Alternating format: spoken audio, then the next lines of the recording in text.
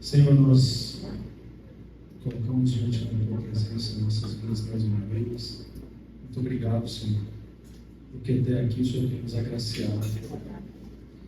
O Senhor tem nos lembrado do nosso propósito como homens, como família, como igreja nessa cidade. Obrigado, Senhor, pelas suas direções, seus decretos sobre nossas vidas.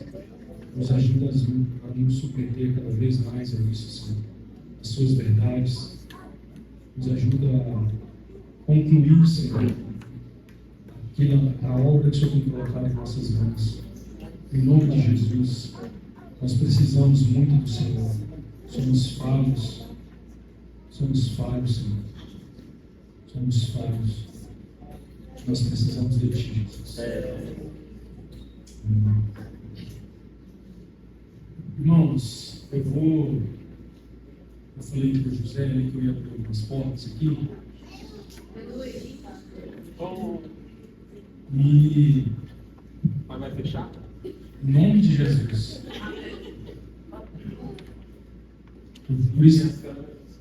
Por isso que eu falei, né, para a gente cantar, eu vejo uma porta.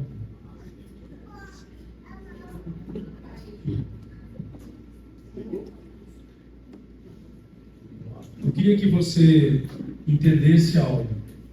A gente não é uma igreja que não acredita nos dons, pelo contrário, a gente enfatiza os dons, amém? A gente busca os dons do Espírito, porque nós olhamos para a palavra e Paulo nos exorta para isso. A exortação de Paulo nas nossas vidas é essa: busquem os dons, principalmente o de... Cadê vocês, irmãos? Isso. Porque todos podem profetizar. E dentro desse contexto, eu quero trazer um panorama que tudo que eu falar aqui, ou melhor, tudo que você ouvir alguém falar, você precisa julgar. Isso é se tornar idôneo. Não é porque o Eduardo está falando que eu tenho que aceitar, tipo assim, tudo que o Eduardo está falando. Ou o José, ou o Diogo, ou qualquer um dos irmãos que está aqui. Ou que não estão aqui, que vem, que porventura vão vir pregar aqui. Ou que você vê na internet. A verdade absoluta é a palavra, amém? Esse livro tem erro? Tem. Se você abrir a primeira página, está escrito assim, versão. Não é o original. Primeira página. Esse livro aqui que nós temos nas mãos é uma versão do original. Então contém erros. Por quê? Porque alguém pegou o original e transcreveu. E, possivelmente, pode ter tentado fazer com que a gente entenda alguma coisa e fez com que a gente entendeu outra coisa totalmente diferente.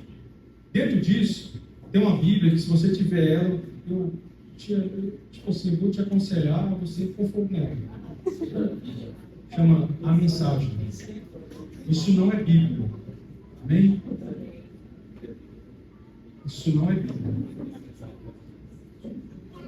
Tem uma outra Bíblia, calma, irmãos, chama Bíblia Viva. Quem já teve? Amém. Já teve. O Senhor te salvou. Então, essa Bíblia também não é Bíblia.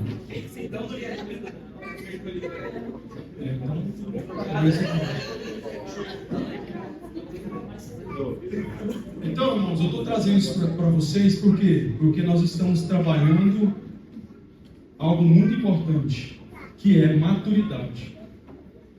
Amanhã, a gente não vai ter esse lugar para estar junto, para ter instrução. E você tem que estar pronto para instruir a sua casa. Você tem que estar pronto para instruir sua família, ou aquelas pessoas que o Senhor vai colocar diante de você. Você tem que aprender a fazer a sua própria comida. Amém? Então, tudo isso que eu estou falando é construindo para vocês uma ideia de que tudo que nós ouvimos não é verdade absoluta. Tudo que nós ouvimos precisa ser discernido e compreendido e julgado pelas Escrituras. Então, se a sua Bíblia é aquelas Bíblias que, tipo assim, linguagem de hoje, que facilita a sua vida, essa Bíblia é muito perigosa. Então, qual é a Bíblia que vai te ajudar? A Bíblia que está mais próximo à realidade dos Escritos do que a realidade do nosso português. Oi? Melhor ainda hebraico e grego. Se quer ter mais propriedade para discernir as Escrituras, aprenda os originais. Porque aqui contém erros. Amém? Prosseguindo, vamos abrir 1 Coríntios.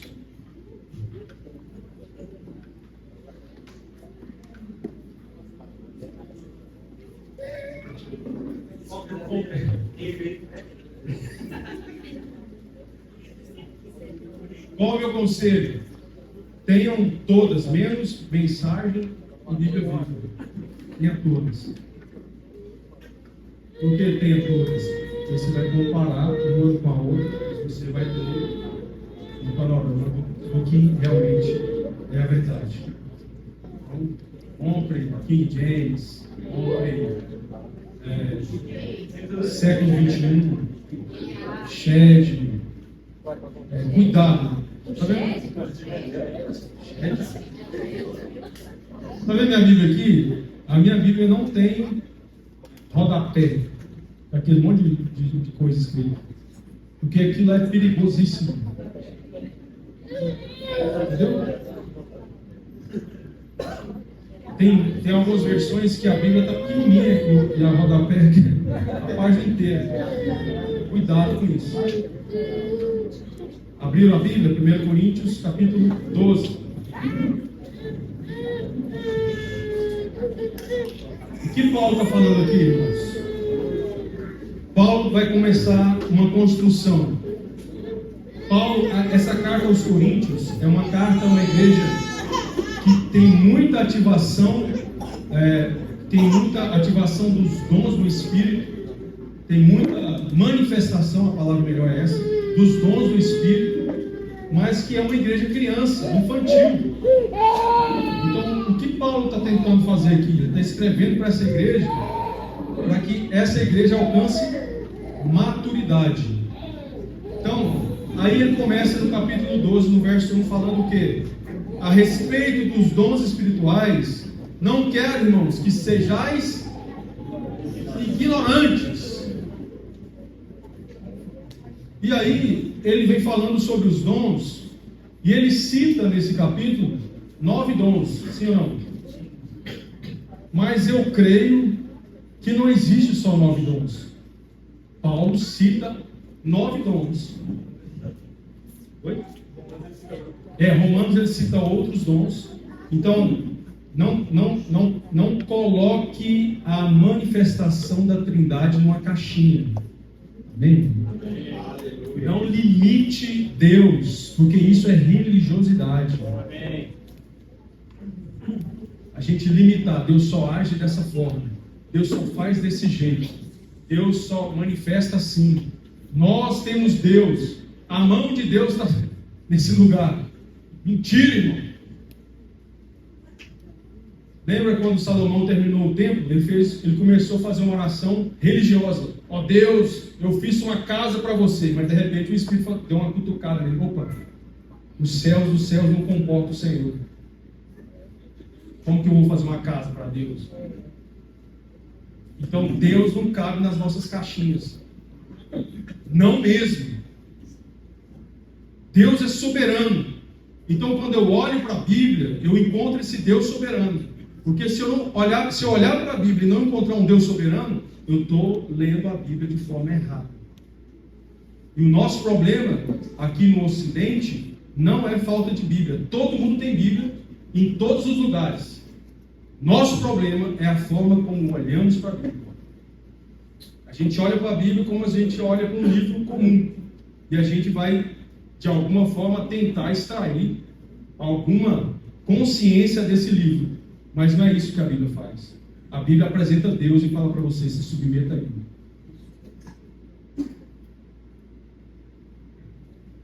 Amém? Então, ele fala dos dons, porque os irmãos estavam com muito problema aqui com os dons.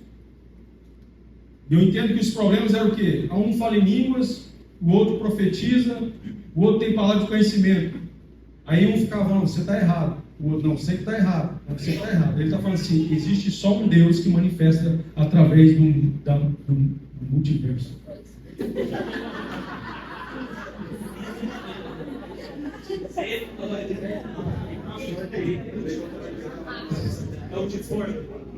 Multiforme.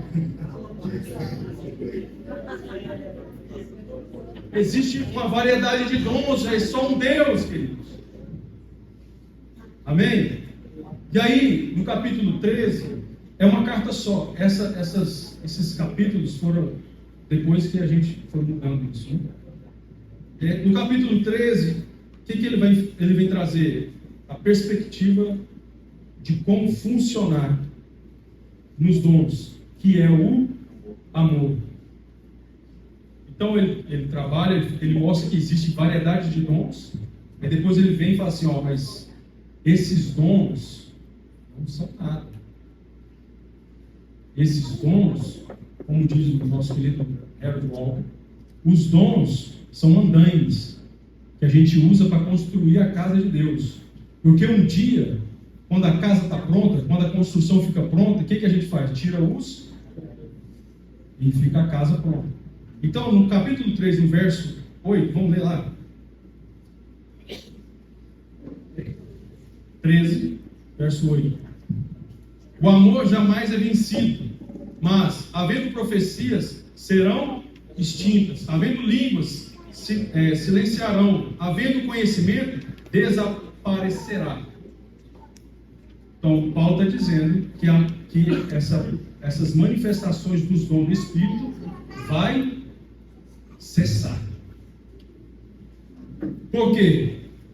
Parcialmente conhecemos e parcialmente profetizamos.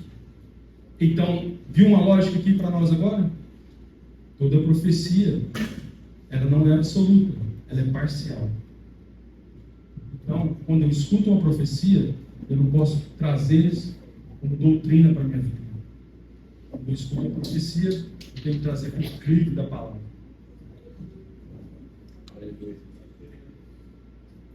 Os veremos. Então, irmãos, porque eu não, olha só, não fique satisfeito com alguém que prega alguma coisa e usa versículo bíblico. Porque toda heresia tem embasamento bíblico. Não tem nenhuma heresia que não tem um versículo que, tipo assim, sustenta ela. O diabo tentou Jesus através de quê? De versículos isolados. Mas Jesus conhecia Deus e o plano dele. Bem? Então, parcialmente, profetizamos.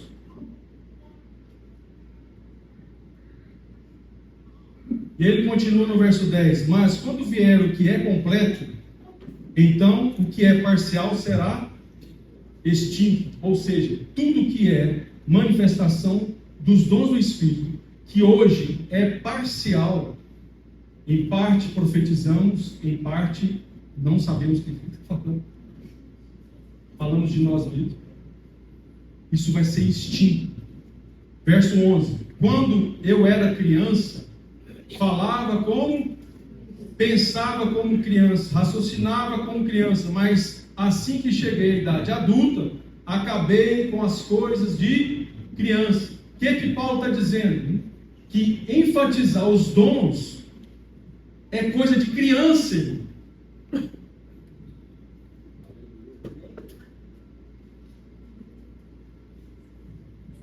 Nossa, aquele irmão, ele tem que pôr a mão na minha cabeça. Porque Quando ele põe a mão na minha cabeça, algo acontece.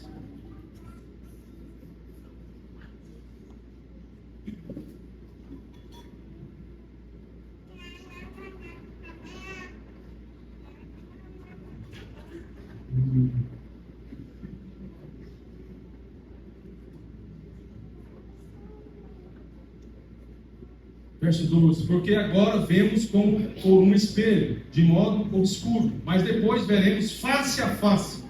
Agora conheço em parte, mas depois conhecerei plenamente, assim como também sou plenamente conhecido. Paulo está dizendo que agora, e esse agora cabe a nós. Ele usa o espelho. Por que ele usa o espelho? Porque se Paulo vivesse nesse momento, agora, ele não ia usar o espelho. Nosso espelho reflete perfeitamente. Mas o espelho, na época de Paulo, era um bronze que era polido. E as pessoas usavam aquilo para se ver. Então ele está usando que é uma coisa assim obscura. Não dá para você ter discernimento dos detalhes. Mas quando Jesus vier, nós vamos ter a perfeição. Nós vamos deixar de ser parciais e vamos ser completos nele. Amém? Então, está tudo certo até aqui? Agora é a hora.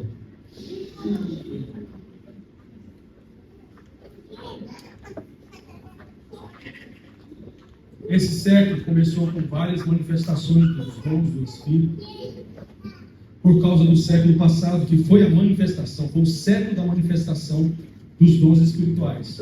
Então nós tivemos o avivamento de Gales, tivemos o avivamento de Boa Azusa, tivemos o avivamento da chuva seródia, tivemos o movimento Jesus Movement. Então tivemos vários movimentos do século passado, e quando houve a viração do século, nós tivemos também continuação disso. E eu creio nessa manifestação do Espírito, e eu creio nos dons do Espírito, eu creio nos dons de Cristo, que são aqueles 5 ministérios de Cristo que Paulo traz para nós em Efésios. Mas aí, no começo desse século, um irmão chamado Rick John,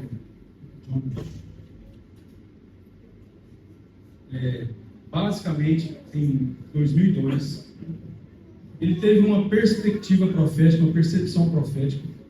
Isso tem no site da revista Impacto, tem uma revista Impacto que falou dessa visão.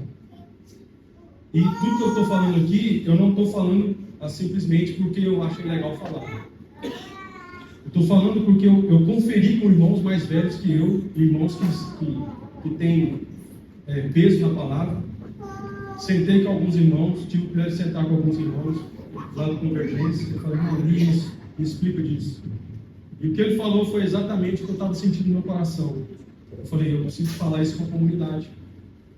Porque nós estamos caminhando para algo que a gente ainda não viveu. A igreja dos últimos dias vai ser uma igreja que ainda não apareceu na história.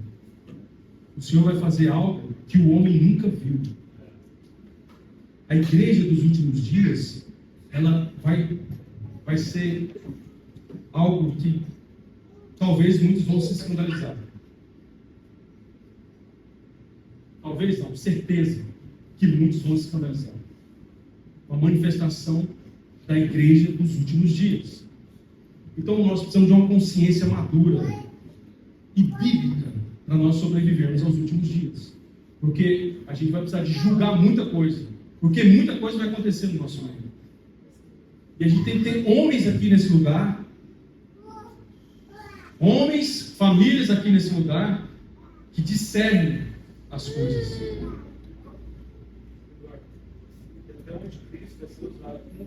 Sim. O Espírito do Anticristo está atuando. E ele vai ser elevado. Então, se em alguns ambientes que a gente conhece com o pseudonome de evangelho, tem falsas curas, falsas libertações, esses lugares enchem. Imagina quando acontecer mesmo, cura de verdade, quando o morto levantar. E a gente está falando disso como algo que vai acontecer, irmãos. Vai acontecer. Porque o José falou sobre construção de algo que é de Deus, mas sem Deus. É o que vai acontecer. Muitos ambientes vão construir coisas que parecem ser de Deus, mas Deus não está lá. Tanto que Jesus, quando vai terminando o seu discurso do Sermão no Monte, ele diz que muitos vão chegar até ele e dizer: eu curei em teu nome, eu expulsei demônio em teu nome, eu preguei em teu nome. E ele diz, Jesus vai dizer: apartai-vos de mim, vós que praticai a iniquidade. E o que é iniquidade? Fazer as coisas de Deus sem Deus.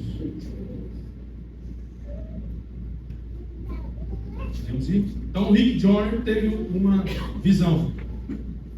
E nessa visão, ele viu um grupo de pessoas de 30 anos de idade para baixo. Até 30 anos de idade, segundo a visão dele. E esses homens eram um chamado especial desses homens para que eles se movimentassem de forma radical. E na visão dele, ele descreve que esses homens não conseguem encaixar na igreja. Primeira preocupação.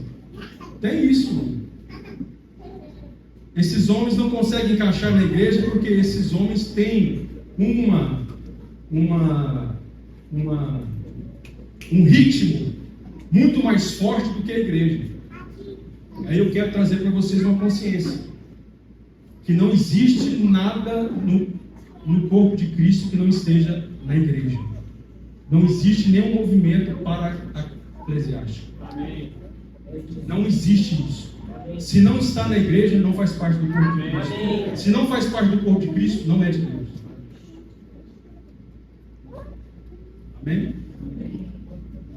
Trazendo para vocês consciência sacerdotal, maturidade. Então ele continua, e aí ele faz um paralelo desse povo com o comando Delta, que é um comando, uma parte do exército americano, que são homens que são treinados de forma brutal para exercer tarefas muito difíceis. Esses homens são homens especiais do exército dos Estados Unidos. Agora eu chamo para vocês aqui. Não existe um exército especial no meio da igreja. A igreja é o exército especial de Deus para esse mundo. A igreja é o exército de Deus para esse tempo. É a igreja.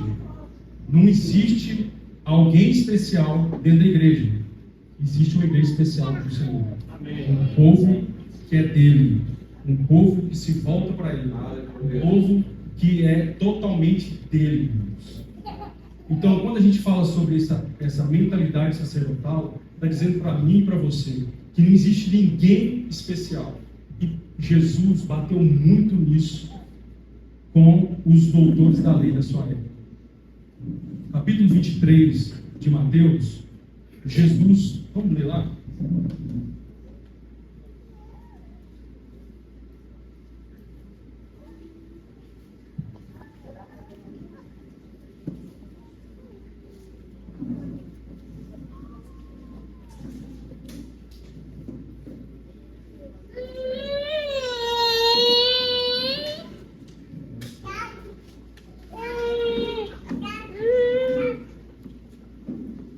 Ele vai falar sobre os fariseus que querem posição, que querem a cadeira de Moisés, que querem lugar de destaque. E aí, no verso 6, diz assim: gostam do primeiro lugar nos banquetes e dos primeiros assentos nas sinagogas, de serem cumprimentados em público e chamados Rabi pelos homens. Vós, porém, não quereis ser chamado Rabi, porque um só é o vosso mestre, e todos vós sois irmãos. Todos vós sois? Todos nós somos irmãos. Deixa eu falar uma coisa para vocês. Tirando Jesus, que é o cabeça, o resto é tudo corpo. Aleluia. Amém. A ninguém, verso 9, e a ninguém na terra chameis vosso Pai, porque um só é vosso Pai, aquele que está no céu. O que Jesus está exortando aqui, irmãos? Exortando que a igreja do Senhor não é uma igreja que evidencie status, que evidencie títulos. Pelo contrário, ela nega isso. Alguém chegou em João Batista e disse: quem é você? Você é o profeta? Quem é você? Irmãos, que resposta que João Batista dá?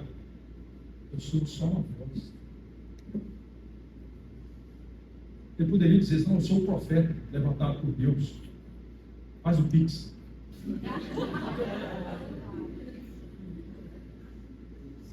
John.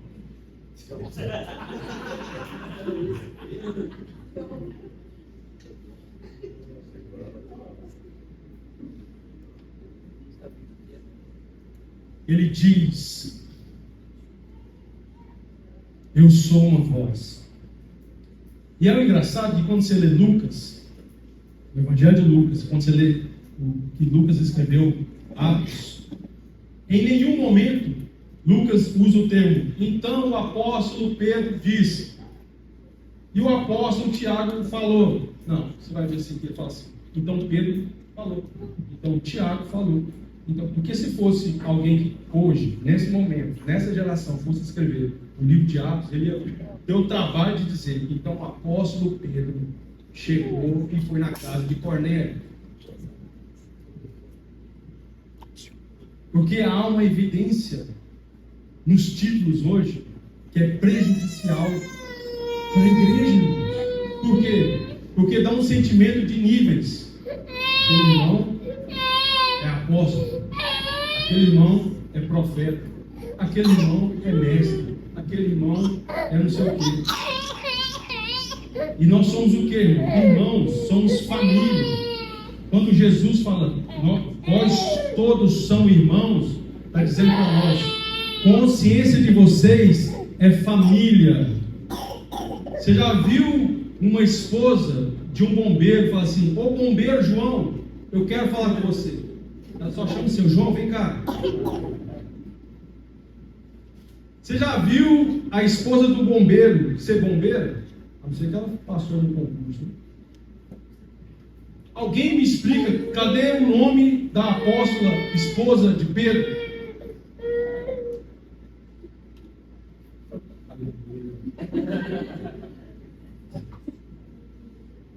Esses homens, eles não evidenciavam essas coisas. Eles estavam interessados em expressar e revelar Jesus para as pessoas. Esse era o interesse dos discípulos do primeiro século. Revelar Jesus ressurreto. Esse era o interesse. Essa é a pregação. Esse era o estilo de vida desses irmãos. Então, voltando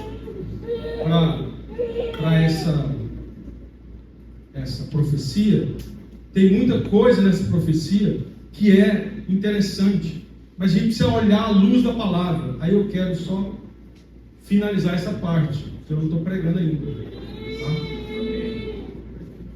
Só perspectiva. Abra comigo Mateus 20.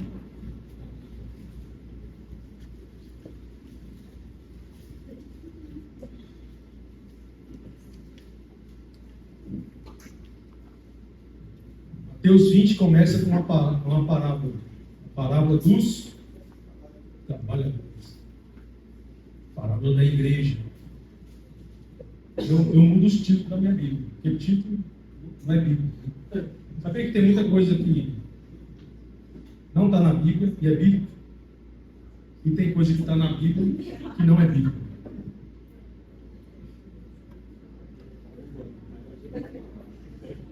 Por exemplo, Trindade. Não está na Bíblia, mas é Bíblia. Aleluia. Tem uma coisa que é o pecado de Davi. Não está na Bíblia. O adultério. Está na Bíblia, né? Mas não é Bíblia. Mas tem muito pastor que diz que é. Que ele usa esse texto para falar assim, que ele é um Davi que deve trocar de esposa.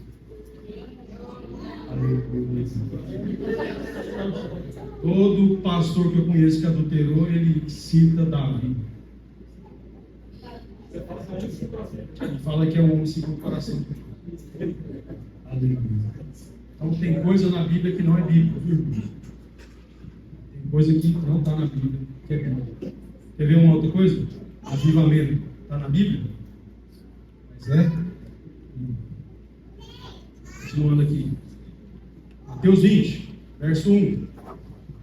Porque o reino do céu é semelhante a um proprietário que saiu de madrugada para contratar trabalhadores para a sua vinha.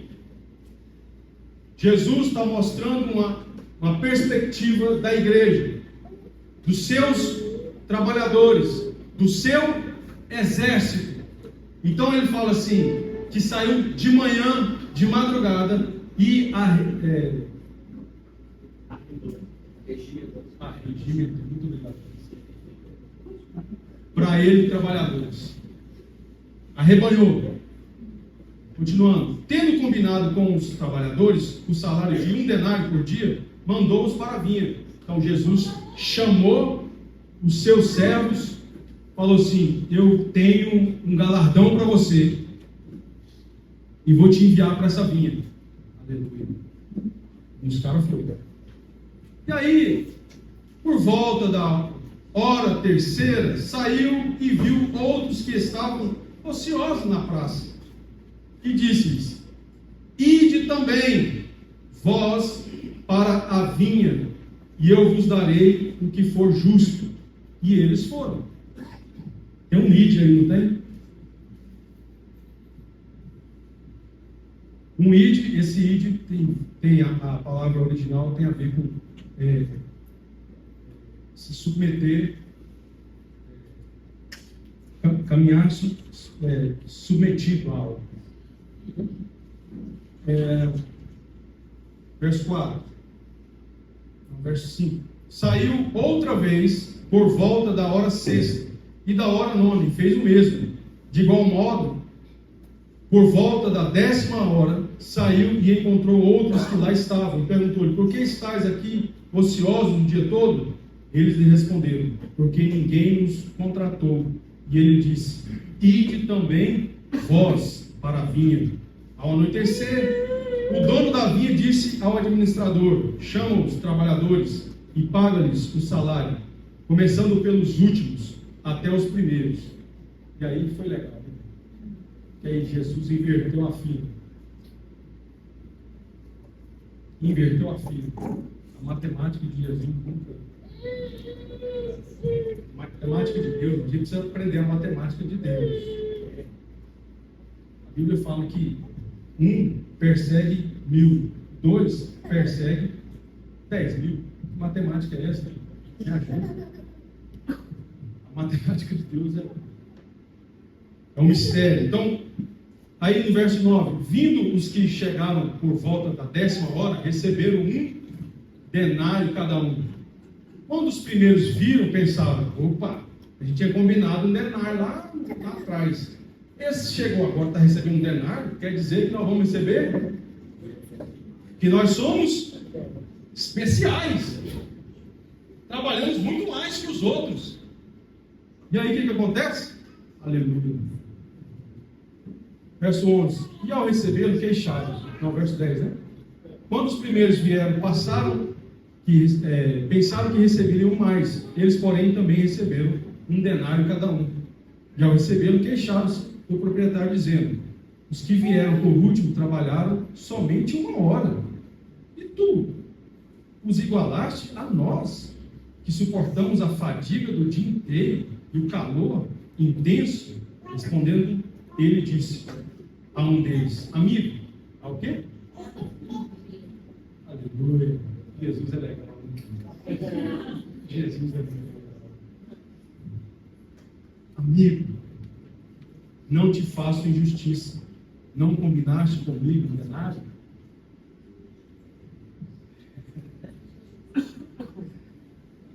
Toma o que é teu vai embora. Quero dar a quem veio por último, tanto quanto dei a ti. Não me é permitido fazer o que eu quero com o que é meu? Ou os teus olhos são maus, porque sou generoso? Assim, os últimos serão os primeiros. Jesus. Então não tem ninguém que vai receber mais? Então, não tem ninguém especial? O Senhor vai dar o mesmo tanto para todo mundo, independente se alguém trabalhou o dia inteiro ou se alguém trabalhou só uma hora? No caso, eu sou soberano. Eu criei todas as coisas e eu faço o que eu quiser com aquilo que é.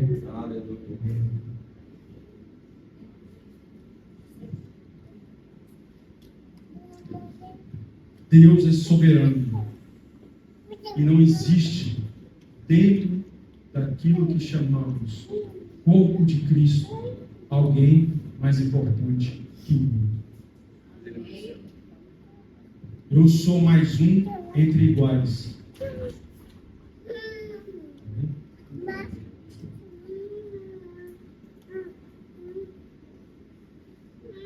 Quando alguém tem um dom, esse dom não é para engrandecer ele.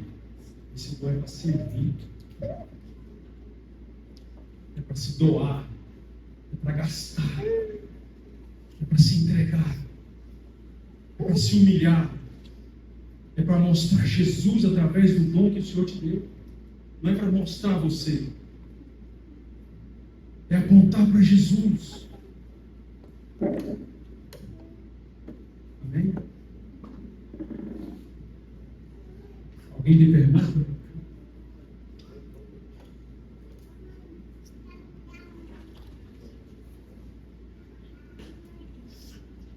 Pois. Então, eu gostaria muito de... a gente sempre enfatiza vocês de ler a Bíblia toda, sempre. E isso é que vai gerar maturidade. Guarda, eu não estou entendendo nada. Eu também não entendo muita coisa. Mas eu continuo. Porque a Bíblia, ela é viva. E a Bíblia explica a própria, em algum momento, no seu relacionamento com a palavra, você vai ter discernimento de coisas que você não entendia. Porque o que o Senhor está nos chamando é para se relacionar com a palavra. O relacionamento, ele precisa ser duradouro, ele precisa ser... Ele é um trabalho. Você precisa casar com a Bíblia. Entendeu? Nós precisamos casar com a palavra de Deus, nos tornar um com ela. Nós não podemos ter uma mensagem que está desconectada da nossa vida. Isso é hipocrisia. Quem prega algo que não vive é hipócrita. E eu vou dizer uma coisa para você: eu não prego o que vivo, mas eu estou tentando deixar aquele que eu prego viver em mim. Porque isso gera a autoridade. Então, João, que é esse precursor, ele foi um homem que foi para o deserto. Eu estava comentando isso com ele aqui. Ele foi para o deserto e ele morou no deserto, ele habitou no deserto. Teoricamente, ele foi para o deserto com 12 anos de idade. E ele só saiu do deserto depois de 30 anos para ter um ministério de 6 meses. 6 meses funcionando. 30 anos no deserto fazendo o quê?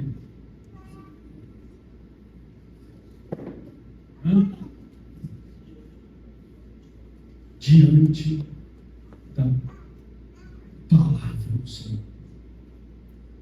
Tinha um clamor no deserto. Ele leu isso em Isaías 40. Tem um clamor no deserto. Ele entrou nesse ambiente e deu voz para esse clamor. Ele se tornou a voz do clamor. Deus estava clamando. Sabe o que é isso? Deus orando no deserto. Deus estava orando no deserto. Vou dizer para vocês de novo, talvez eu fui equivocado aqui. Deus não estava. Deus está orando no deserto. Aleluia. E homens, uma igreja madura, vai para o deserto. Amém. E vai, junto com esse clamor, clamar. E não é só clamar. Essa igreja vai dar voz a esse clamor. Porque o clamor de preparar o caminho do Senhor para a primeira vinda não é o mesmo clamor de preparar o caminho do Senhor para a segunda vinda. Porque a segunda vinda é muito mais poderosa do que a primeira. A segunda vinda é muito mais poderosa, porque a Bíblia fala que é o grande e terrível dia do Senhor. Então não é uma preparação de um homem só, é a preparação de uma igreja. Uma igreja vai preparar o ambiente para a segunda vinda. Aleluia. Mas é uma igreja, Sim. não é uma equipe dentro da igreja. Não é pessoas especiais dentro da igreja que vai preparar o caminho do Senhor. É a igreja. Sabe quem é a igreja? É eu e você. Nós vamos preparar o caminho do Senhor. Nós vamos nos aprontar. Nós vamos nos submeter uns aos outros. E nós vamos preparar corações para se apaixonar pelo noivo. Porque isso é preparar o caminho do Senhor. Então, o Senhor não vai vir aqui buscar alguém para reinar com Ele. Eu acho que eu falei isso em algum lugar. O Senhor vai vir aqui buscar pessoas que já reinam para reinar com Ele. Foi assim na primeira vinda. Jesus não pegou qualquer um. Vem cá você. Não. Jesus encontrou João. E João tinha discípulos. João preparou pessoas para andar com Jesus. Então, Jesus fez discípulos dos discípulos de João. E a igreja dos últimos dias é essa igreja que sai. Entendeu? Sai da frente. E, os discípulos de João ficaram preocupados na hora que Jesus chegou. João, você viu lá que o seu Instagram está diminuindo? Os seguidores estão caindo. As curtidas já não estão. Legal, não. Olha aí Jesus, irmão. Olha o Instagram dele bombando. João Batista não ficou preocupado, mas os discípulos ficaram. João, você não vai fazer nada? A resposta de João precisa ser a resposta da igreja. Que ele cresça. Que ele cresça. Que ele apareça. Que nós vamos diminuindo. Oh, Deus. Vamos sumindo. As pessoas olharem para nós, não vão nos enxergar mais. Vamos enxergar Ele. Vamos enxergar Ele. Aleluia. A nossa vida vai denunciar quem nós somos. Por isso nós precisamos de relacionamento de aliança. Porque as pessoas vão olhar para nós e vão dizer: vocês são aquele povo. E a gente vai ter que correr um para a casa do outro e dizer: irmão, deixa eu ficar aqui pelo menos 30 dias. Porque, irmãos, vão ser 2 anos e meio, 3 anos e meio de algo muito, muita pressão, muito poder de Deus, mas muita pressão, muito poder de Deus, mas muita pressão. Vamos abrir Daniel?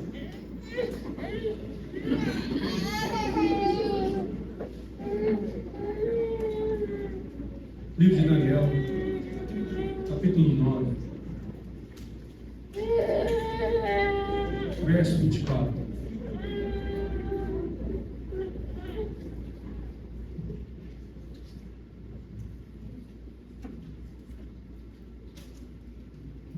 70 semanas estão decretadas. Estão o quê? Irmãos, nenhum decreto do Senhor vai falir. Todas as promessas que Deus decretou vão se cumprir. Desde Gênesis 3,15.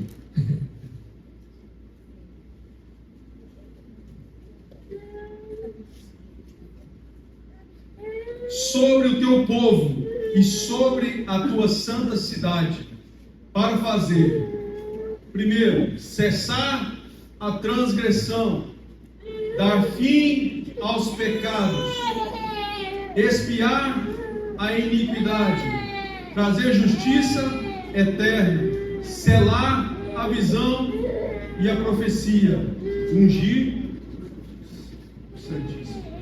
Pergunta: das 70 semanas, Daniel, quantas faltam?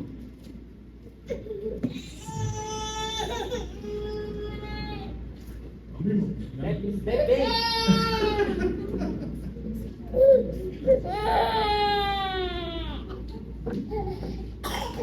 Falta uma semana, irmão.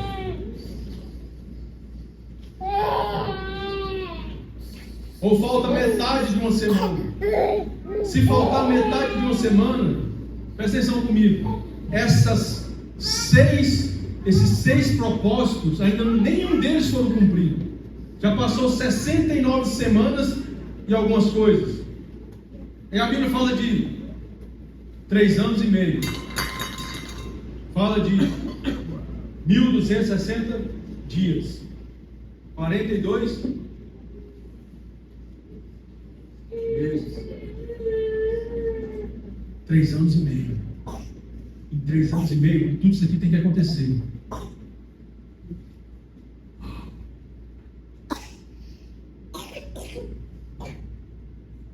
Então é muita coisa acontecendo em pouco espaço de tempo.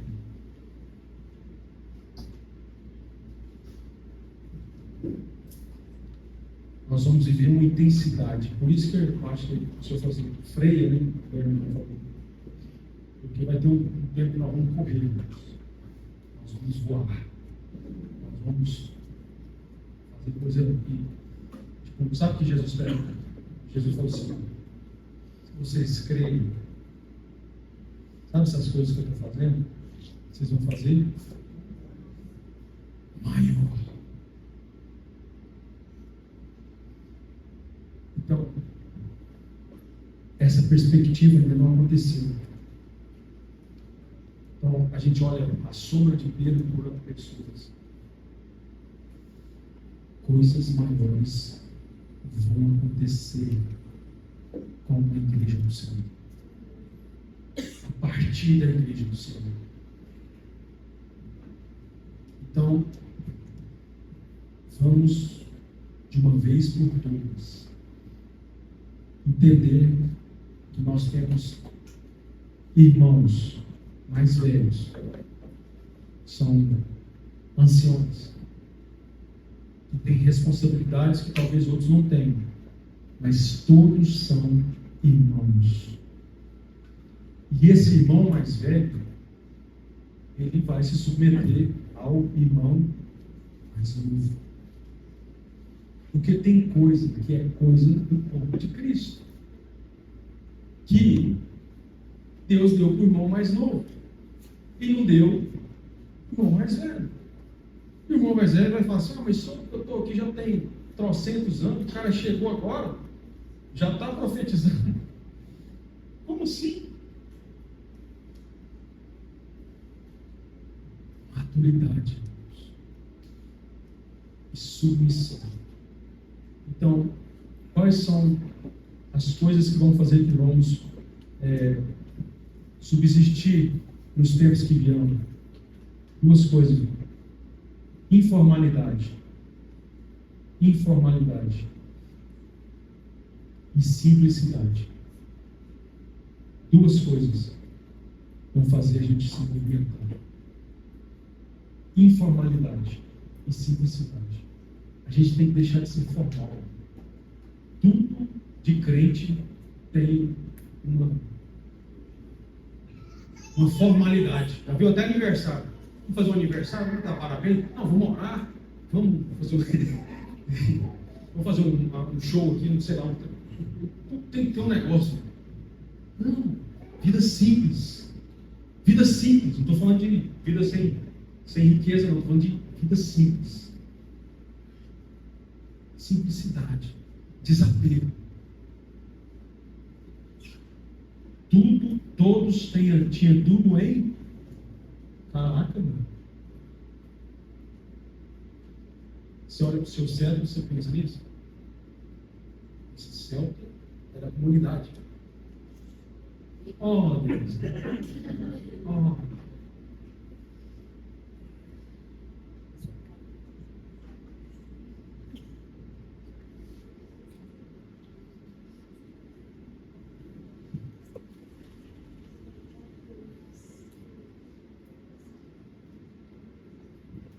Há um nível de maturidade que nós temos que subir. E a gente fica aqui, né? Vamos profetizar. Vamos rogar. Idioma.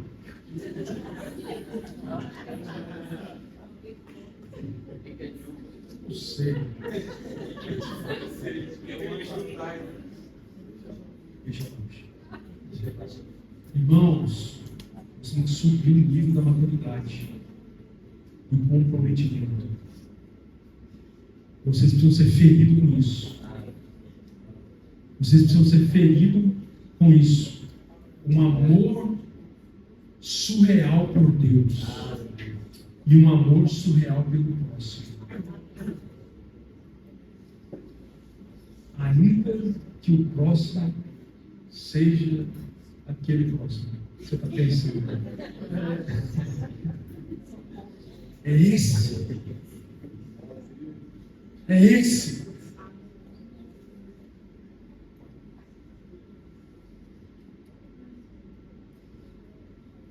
Jesus conta a parábola do bom samaritano, ele usa duas figuras legais da sua época, que eram funcionais na casa de Deus, um sacerdote e um levita.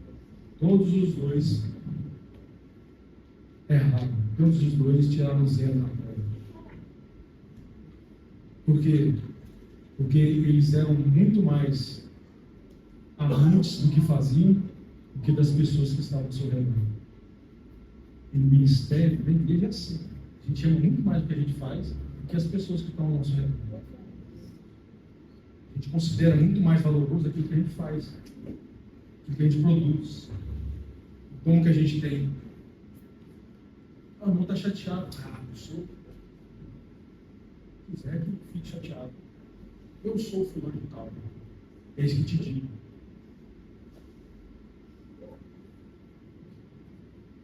Sei que minha cabeça está presa. Aleluia.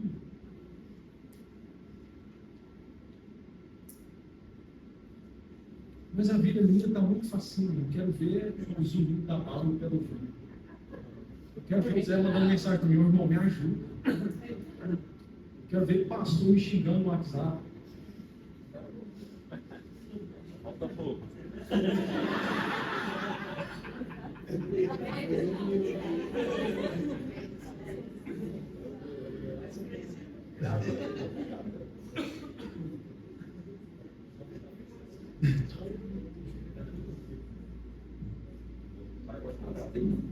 Irmãos, é necessário que a gente suba o monte da maturidade.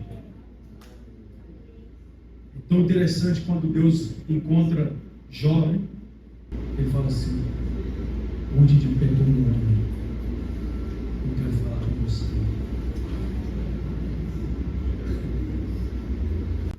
Para com essa meninice aí. Quando Deus chegar aqui, eu vou fazer umas perguntas para ele.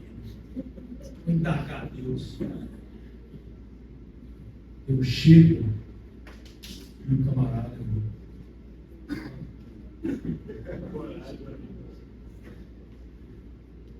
Nós precisamos subir o monte da maturidade. Amém. Da responsabilidade. Estou falando isso para você, irmão. Você que tem irmãos no nosso meio que está ferido com essa mensagem. falando de emoções, não. Preferindo ter emoção, conversa com alguém. Conversa com alguém.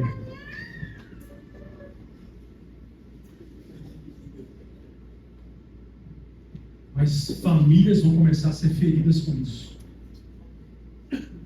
Porque nós temos algo que o Senhor tem nos dado. Não é a gente que é merecedor, não. O Senhor tem nos dado isso. O Senhor tem nos dado isso. E a gente precisa ter responsabilidade, ser guardião disso. Homens sacerdotais são homens guardiões daquilo que o Senhor está entregando em suas mãos. Então não existe nenhuma movimentação para eclesiásticos que Deus aprove. Toda movimentação precisa estar inserida, submetida ao corpo de Cristo. Ponto final. Amém? Eu sou apóstolo, eu sou profeta, eu sou evangelista, eu sou mestre. Quem que eu sou, Eduardo? Irmãos, você é aquilo que Deus quer que você seja naquele momento. Alguém pode ter evidências em alguns dons. Alguém pode ser mestre, de verdade. Mas em algum momento da vida dele, o Senhor, agora você vai ser um evangelista aqui agora. Precisa alcançar alguém aqui, agora você vai ser evangelista. E o cara se torna evangelista. Então, olha só. Vamos abrir o Evangelho de João. Tem até que hora também.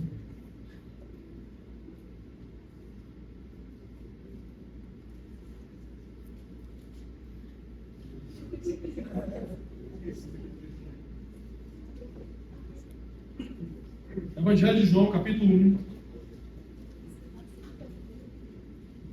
verso 6.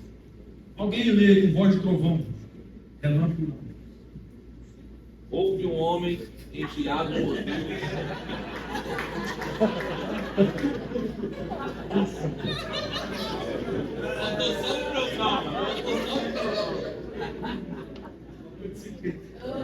Vai, filho, vai.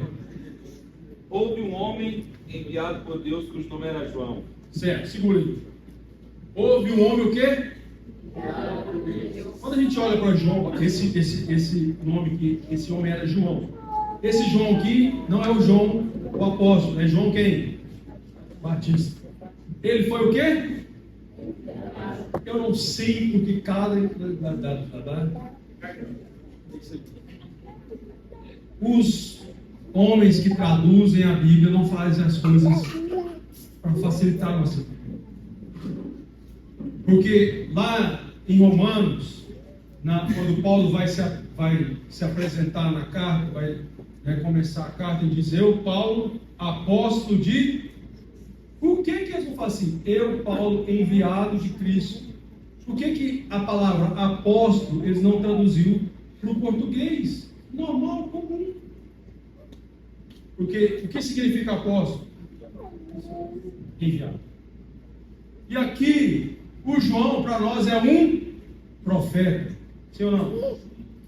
João é um profeta, mas o João aqui, apóstolo, está escrevendo o quê? Houve um homem, o quê?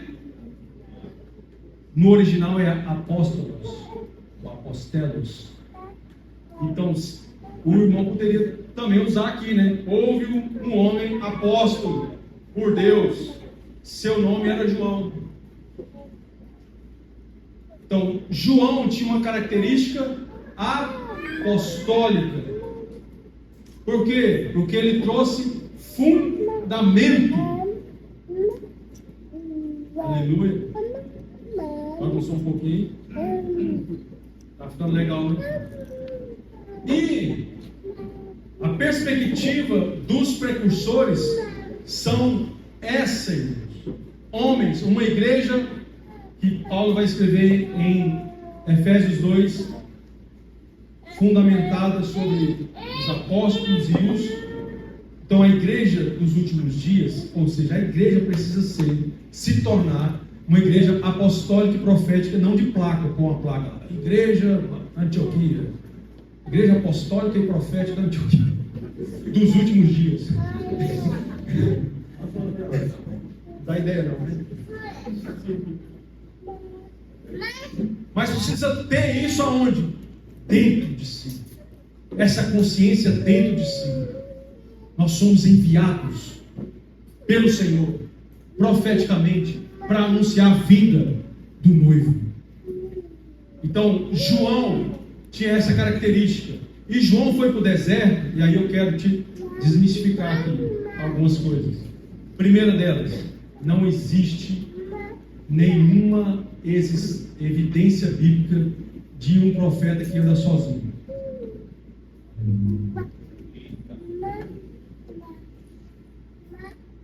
Não existe ministério solo, solitário. Que isso, irmão? Por exemplo, lembra de Moisés? O que Moisés fez? Começou a pastorear sozinho. Veio Jetro e falou assim: vamos ler lá, Êxodo 18, 17. Alguém lê aí, voz de trovão, de verdade.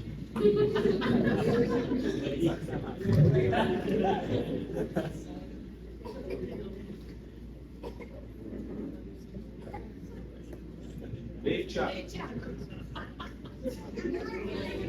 Mas sogro de Moisés lhe disse: o que está fazendo não é bom. Com certeza, tu e este povo que está contigo desfalecerás. Segura aí, Júlio. O cara viu a movimentação de Moisés e falou assim: o que você está fazendo não é bom. Você e o povo vai o quê? Desfalecer. E aí o conselho dele é o quê? Levanta líderes de 50, de 100.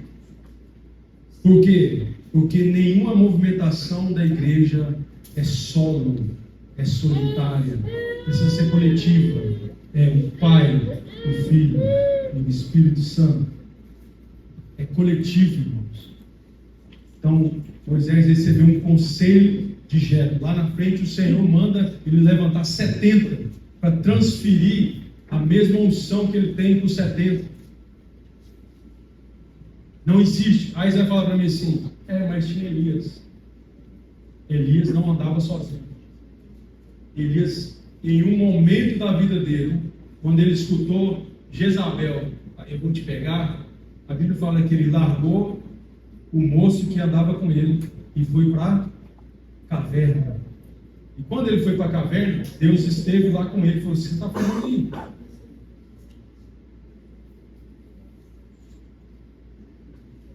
Sobrou só ele. Eu sou a última Coca-Cola do deserto. Eu sou a última bolacha do pacote.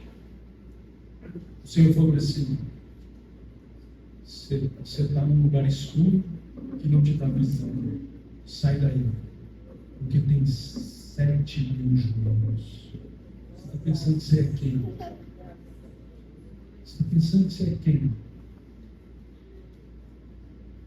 Sai daí. Vou voltar a dizer: não existe na Bíblia nenhuma movimentação. Então a gente criou o jargão. O profeta anda sozinho. O profeta é o cara solitário, o cara do deserto. Vou dizer uma coisa para você: a igreja, ela precisa ser a igreja do deserto. Por quê? Oséias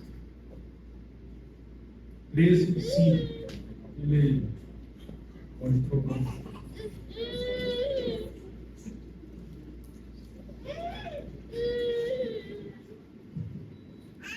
Eu queria terminar agora.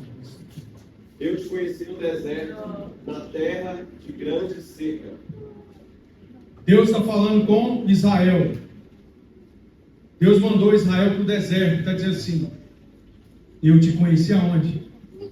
É porque no deserto é que Deus nos conhece e que nós nos conhecemos. Quantos estão jejuando aí? O terceiro dia do jejum é aquele que a gente encontra com a gente mesmo. E aí você fala assim: Como é que Jesus ama uma coisa dessa?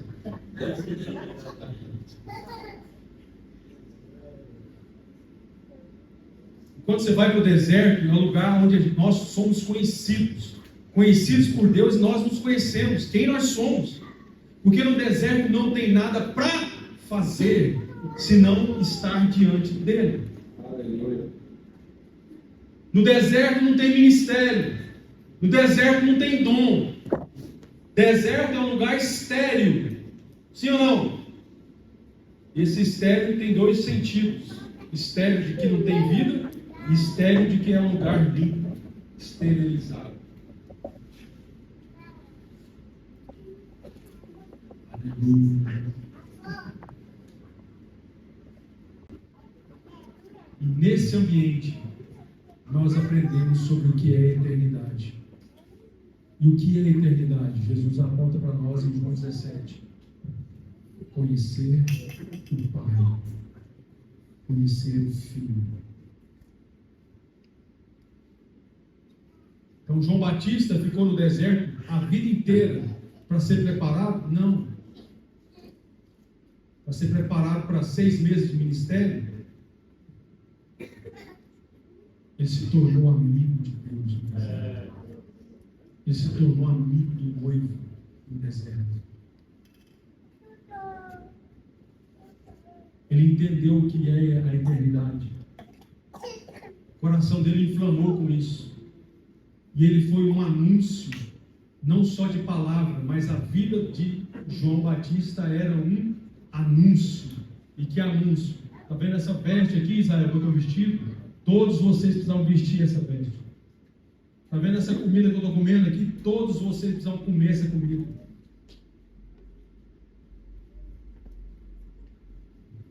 Então a igreja dos últimos dias vai ser essa igreja que não é só palavra.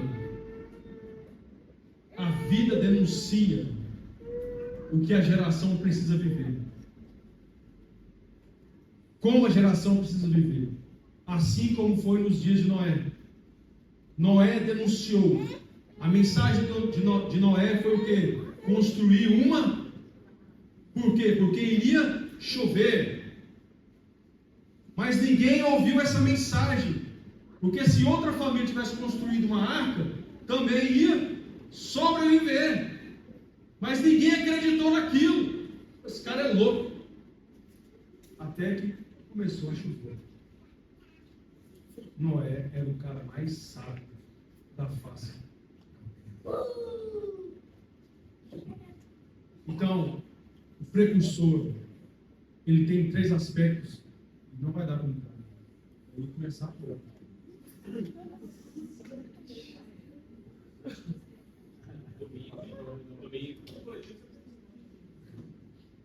O precursor tem 3 aspectos. Eu até postei no meu estado. Ele é amigo do noivo. Ele é sábio, porque ele consegue discernir a voz e a mensagem. Porque tem muita gente que escuta a voz, mas não consegue discernir a mensagem. E aí sai louco. Lembra quando mataram o filho de Davi? Que alguém foi avisar Davi? Um saiu na frente correndo igual louco. Chegou primeiro que todo mundo. E aí Davi perguntou: o que é? Eu falei: não sei. Eu só sei que eu cheguei aqui. Eu não sei qual que é a mensagem. O outro que chegou depois falou o que tinha acontecido.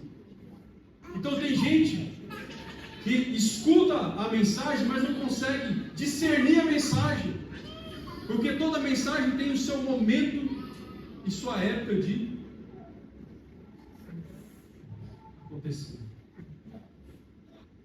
E o precursor, ele é um atalaia. Porque ele olha e vê coisas que ninguém ainda viu.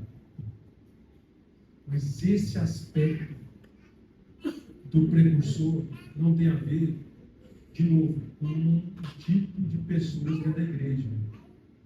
É a igreja. Então, o nosso trabalho aqui, como igreja nessa cidade, é preparar pessoas para serem precursores. Eu não estou falando de alguns, estou falando de lares, Amém. de casas. Amém. Nós somos uma comunidade que vai preparar pessoas. Aleluia. Esse ambiente aqui não é um ambiente de você congregar ou congregar. Não vamos levantar.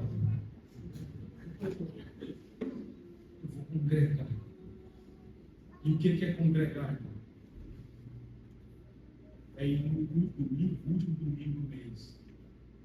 Congregar. Não, vou lá na casa do fulano. Vou congregar. Isso não é congregar. Você participar de reunião. Congregar é viver junto.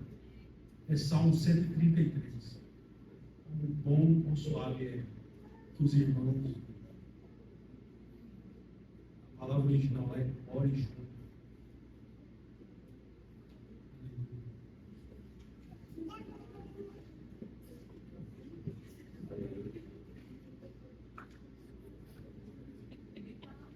Aí as bênçãos eternas vão descer sobre esse ambiente como um óleo que desce sobre o sacerdote, o homem sacerdotal. Por quê? Porque o ambiente de congregação é um ambiente sacerdotal. É um novo homem de Efésios 2. Um novo homem. Falar em Efésios, estou pedindo liberação ali para o Zé, para o Diogo, para a gente estudar Efésios aqui. Aleluia. Vem. Olha lá, presbítero, palavras. Porque tem uns negócios aí, tem. Então, esse novo homem sacerdotal, esse homem que é um homem coletivo, já falei disso para vocês. O homem sacerdotal, a igreja sacerdotal é a igreja coletiva. Todos. Um só coração, uma só palavra, uma só fé, um só Espírito, um só Deus, uma só consciência coletiva, tudo em comum. Parece que eu estou falando coisa tipo nada a ver, né? Igual eu falei aqui, estou pregando de coisas que eu não sei ainda. Estou vendo e estou falando, irmão. A gente é só uma igreja em Goiânia. A gente precisa viver comunidade. Amém. Homem coletivo. É. Homem coletivo. Homem coletivo. A dor de um é a nossa dor. Precisa ser, irmão. Amém. A fraqueza de um é a nossa fraqueza. A habilidade de um é a nossa habilidade. Isso é igreja, irmãos. Igreja não é um lugar que você vai, que tem cadeira, que tem um pastor. É difícil demais desconstruir isso. Mas a gente acabou de ler aqui que João Batista, toda a nossa vida a gente entendia que ele era profeta. Mas João Batista é um apóstolo. E João, que é apóstolo, que escreveu o Evangelho de João, escreveu uma das cartas mais altas da Bíblia, que é o Apocalipse. Então João é o quê? João é profeta, irmão, mas esse cara fala que era apóstolo. Irmão, esquece essa parada em nome de Jesus. Se movimente naquilo que o Espírito está te levando. Aleluia. O movimento do Espírito conduz a igreja. O movimento do Espírito conduz os homens. Um dia ele é apóstolo, outro dia ele é evangelista, outro dia ele é mestre, outro dia ele profetiza. Aleluia. Vamos desconstruir essa coisa que nós construímos, a escadinha do sucesso ministerial. A gente chega e é correr, igual o irmão está lá. Aí você engraxa o sapato, o pastor vê que seu sapato é brilhoso, você põe uma gravata, você dá o dízimo. Dá o dízimo mais alto. Aí o pastor já olha o dízimo e fala: posso perder esse irmão. É isso que te digo, irmão. Grande é o chamado. Prepara-te. Porque na reunião, como é que chama a casa da reunião? Assembleia, não? Congresso. No congresso você vai ser ungido, pastor. Você não era pastor, mas quando derrama o óleo, você se torna. Você ajoelhou, o time. Derrama o óleo, você levanta o pastor. Como assim?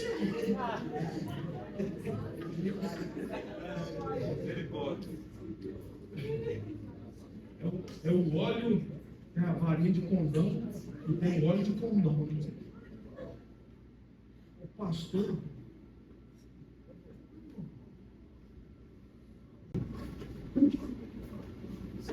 Eu não vou entrar na produção, vou terminar a rodada. E aí fica para a gente conversar sobre isso. Mas, assim, queria muito, mas muito mesmo, que vocês ouvissem, eu acho que não gravou isso aí, né? Depois vocês ouvirem isso de novo, combinar isso. E ter maturidade. Me exorta, eu cheguei no meu acho que você está equivocado. Pode chegar, fala. Acho que você está equivocado. Isso é magnífico. Paulo diz: tem divisões no meio de vocês, mas isso é muito bom, porque isso traz maturidade. O que é maturidade? Vocês acham que eu concordo tudo com o Zé? Vocês acham que eu concordo tudo com o Zé? Mas eu escolhi andar com esses irmãos. Misericórdia, né? Grande a obra. Grande a obra. Então, todos nós, queridos, nós vamos tomar essa consciência do seu local. Ouvir o chamado. Quantos tem um chamado aqui?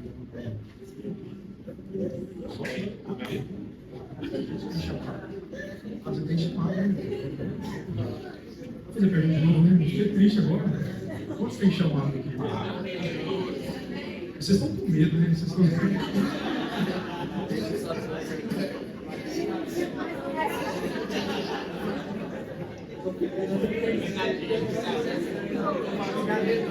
Grande é o medo. Deixa eu dizer uma coisa para vocês, amigos. Desde a queda, quando Jesus pré-encarnado entrou no Éden, ele disse: Adão, onde você está? É um chamado para todos nós. Todos nós temos um chamado. Onde você está? O chamado não é para você fazer algo, o chamado é para você voltar para ele. E muitas vezes, a nossa vida inteira a gente entendeu que chamado é para fazer algo. Vamos à cabeça? Você tem um grande chamado. Fez isso comigo, mano. Eu pensei, vou gravar um CD.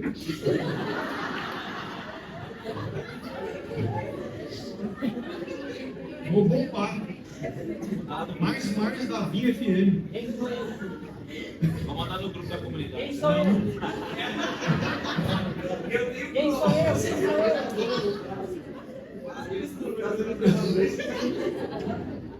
Se fizer um pix, eu vou. O irmão se deixou. Vamos falar. Vou dar conta. Tem um chamado. Dura foi a obra, irmão.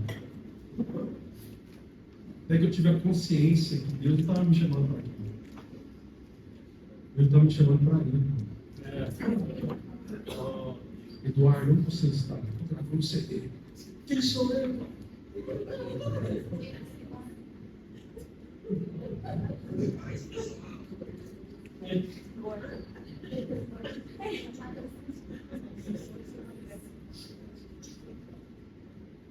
Então você é pastor de igreja. Abriu a igreja.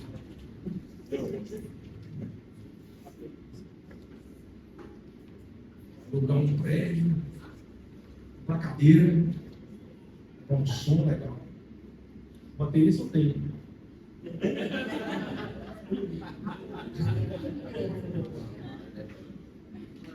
Todo pastor tem um filho baterista.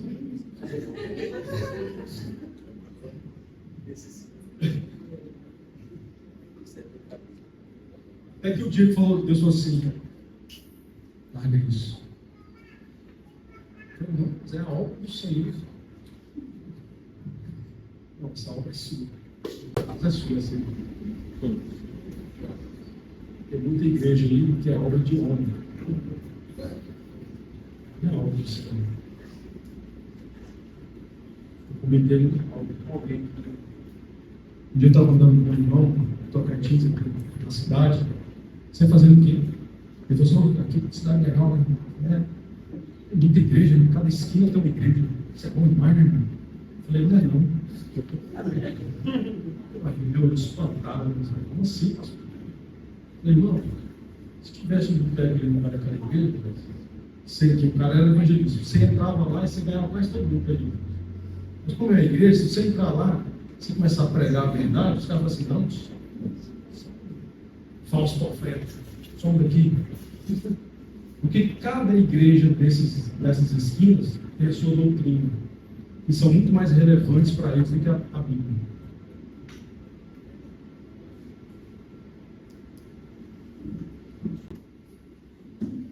Então, a igreja dos homens, ela produz seus próprios avivamentos. A igreja dos homens produz sua própria manifestação de Deus, suas curas. A igreja dos homens produz tudo, mas não é a igreja de Jesus. E eu vou dar uma notícia para você. Eu acho que o Zé falou aqui que a igreja grande vai acabar. Né? Acho que não, né? A igreja grande vai continuar crescendo. Ela vai se tornar a grande meretriz. Aí ela vai acabar.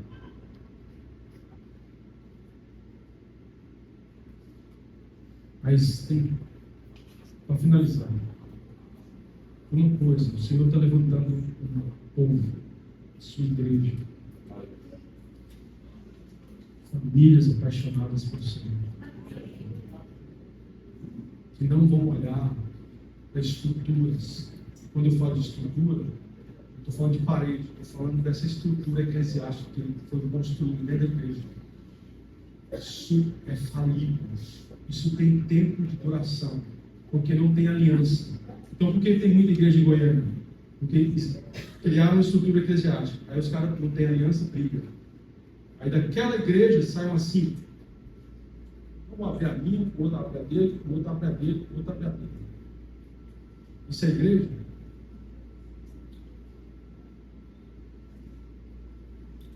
A partir de uma voz do Senhor, porque Jesus falou em Mateus 16, eu edificarei a minha igreja. Então, quando eu sei que a igreja é de Deus, de Jesus, e quando eu sei que não é de Jesus, os aspectos estruturais dessa igreja são convicções humanas. Então, simplicidade, informalidade, isso revela o que é igreja. Se tiver 2 ou 3 reunidos em meu nome, a luz está.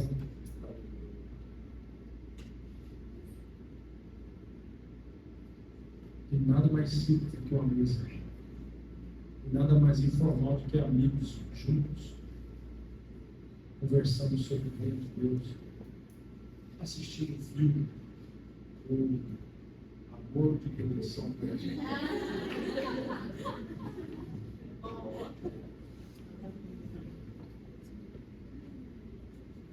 Tem nada mais cristão do que isso, irmãos. Deixa eu dizer uma coisa para você. Jesus ama.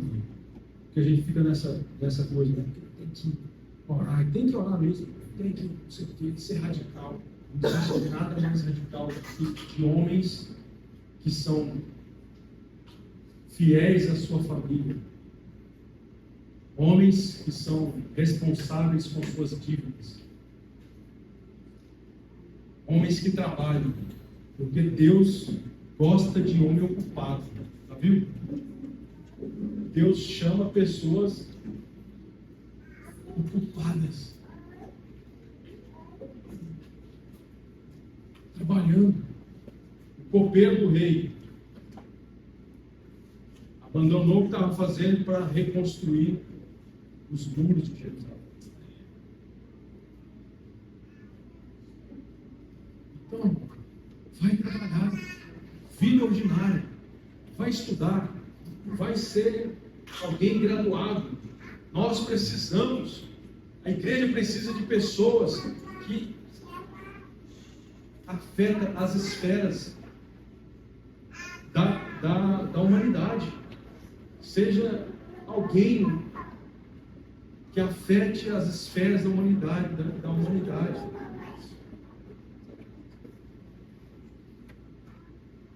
Vamos lá?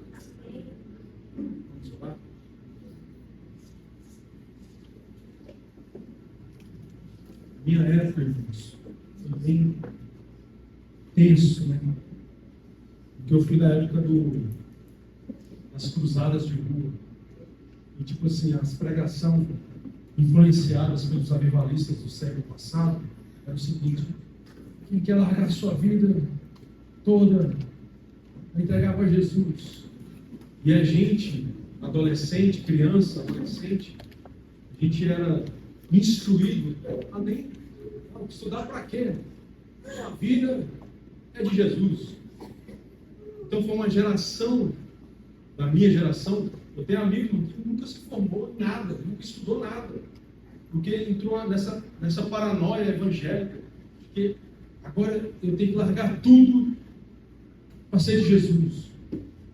Irmãos, homens integrais não precisam largar emprego, não precisam largar os estudos. Na realidade, eles são integrais nesses amores. E a igreja perdeu muito. A gente tem, segundo estatísticas de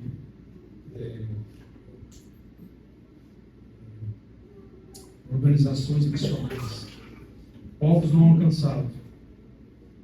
Sabe quem? Pessoas ricas, milionárias. A igreja não acessa. A igreja não influencia. Por quê? Porque a igreja não se preparou para isso. A gente acha assim, não, dinheiro.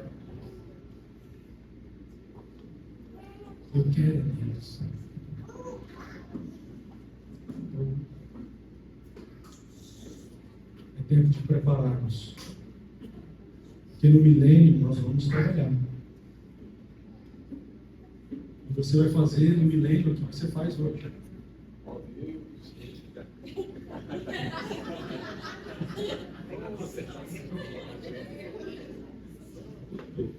Jesus não vai descontinuar.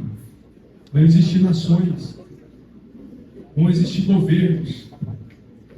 Isaías fala que vai haver justo juiz. Se vai ter justo juiz, vai ter o quê? Um fórum. Vai ter advogado. Hã? O profeta Isaías, Jeremias fala que vai haver. Ele viu pescadores no mar morto. Então vai ter gente pescando no milênio. Personal.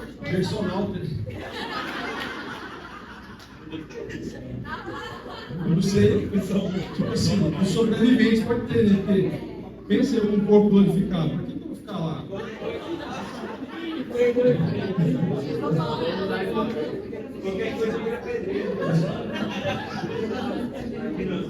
Mas eu estou falando sério com vocês, irmão, porque eu falei, eu fiquei um tempo falando disso numa comunidade, e um dia desse eu fui lá de novo, e a irmã chegou em mim e falou assim: pastor, eu comecei a fazer psicologia. Eu falei: que legal, mano. E não saí. Ela falou: não, mas eu estou fazendo por causa de você. Eu falei: vixe, deve estar doido.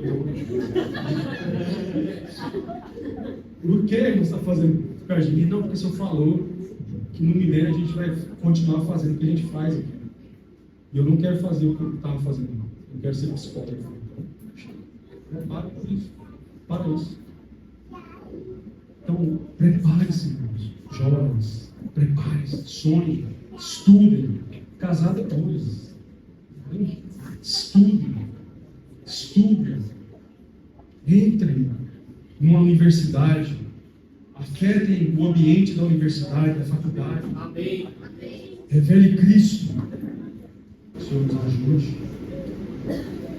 Tudo isso que a gente conversou aqui nesse dia seja algo funcional na nossa vida. Feche seus olhos.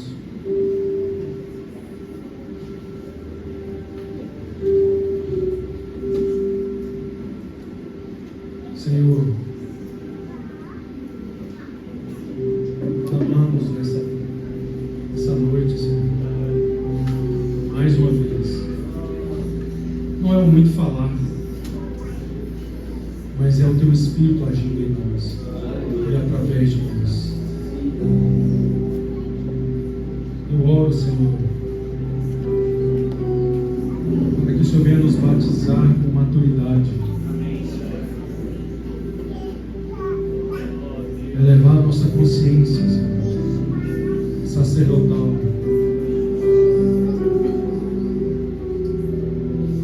elevar a nossa consciência de quem Tu és, para que a gente não venha colocar o Senhor numa caixinha, pensando que o Senhor só age de uma forma ou de outra, mas nos dá discernimento do corpo de Cristo, Senhor. Nos dá discernimento do corpo de Cristo. Nos dá maturidade para submeter uns aos outros. Nos dá maturidade para amar uns aos outros. Nos dá maturidade. Traz maturidade. Batiza esse ambiente com maturidade, Senhor. Batiza esse ambiente com maturidade, Senhor. Responsabilidade com aquilo que nós carregamos.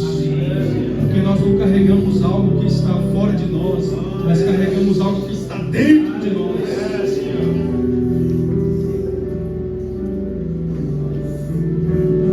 Traz essa consciência para nós. Traz essa responsabilidade para nós.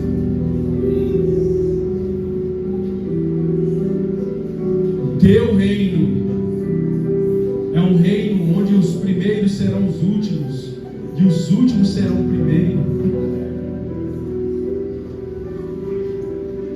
Traz essa consciência para nós, Senhor. Não existe posições. Somos irmãos. Somos todos irmãos, iguais. Nos batiza com essa consciência nessa noite, Senhor. Eu oro, Senhor, para que o Senhor venha abrir os olhos dos Teus filhos. Como Paulo escreveu em Colossenses, pense nas coisas do alto e não das coisas do aqui e agora. Então, que o Senhor comece a dar direção para essas crianças, esses adolescentes, esses jovens. Em que faculdade eles vão fazer, que universidade, que curso eles vão se formar, Senhor. Porque eles vão cooperar com o reino milenar. Eles não vão cooperar com eles mesmos. Eles estão pensando naquilo que o Senhor vai fazer, na restauração de todas as coisas. Profissionais que vão trabalhar na restauração de todas as coisas. Equipa, Senhor, essa igreja. Equipa esse povo, equipe famílias. Dá discernimento, Senhor. Abra nosso entendimento na palavra. Abra nosso entendimento quando abrimos a Bíblia. Abra nosso entendimento para compreender, ó Pai, as profecias. Aquilo que o Senhor está falando que vai acontecer. E os seus decretos vão ser cumpridos. Então habilite o Teu povo, Senhor. Habilite o Teu povo, Senhor, segundo a Sua vontade.